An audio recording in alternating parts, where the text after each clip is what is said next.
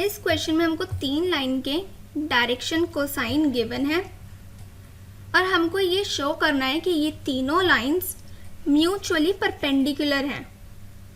Mutually perpendicular है यानी कि ये तीनों लाइंस आपस में परपेंडिकुलर हैं।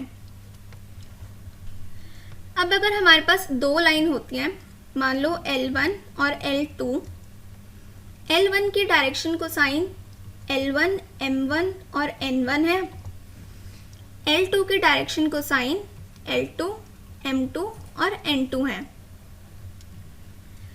तो अब अगर L1 into L2 plus M1 into M2 plus N1 into N2, इसकी वैल्यू अगर हमारी 0 की इक्वल आ जाए तो उस केस में हमारी जो ये 2 लाइन है L1 और L2, ये दोनों परपेंडिकुलर हो जाती हैं। अब यहाँ पर हमको इन 3 लाइंस को शो करना है परपेंडिकुलर, तो यहाँ पे हम इसको L1 मान लेते हैं, इस लाइन को L2 मान लेते हैं और इस लाइन को L3 मान लेते हैं। तो अब सबसे पहले हम L1 और L2 को परपेंडिकुलर शो करेंगे इस रिलेशन से, उसके बाद L2 और L3 को करेंगे और उसके बाद L1 और L3 को करेंगे। तो सबसे पहले L1 और L2 को करते हैं। यहाँ पर L1 की डायरेक्शन कोसाइन यानी कि L1, M1 और M1 हमारे ये गिवन है और सेकंड वाली लाइन के डायरेक्शन कोसाइन यानी कि L2, M2 और N2 हमको ये गिवन है।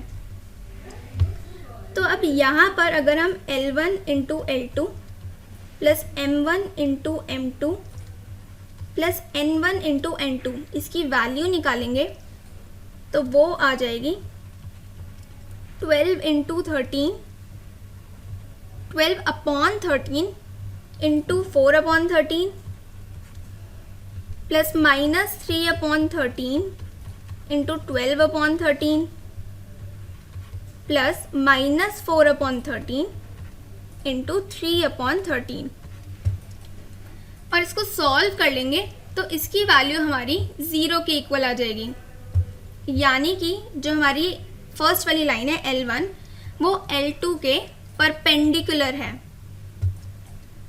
अब सिमिलरली हम L2 यानी कि सेकंड वाली लाइन और अपनी थर्ड वाली लाइन को भी शो करेंगे।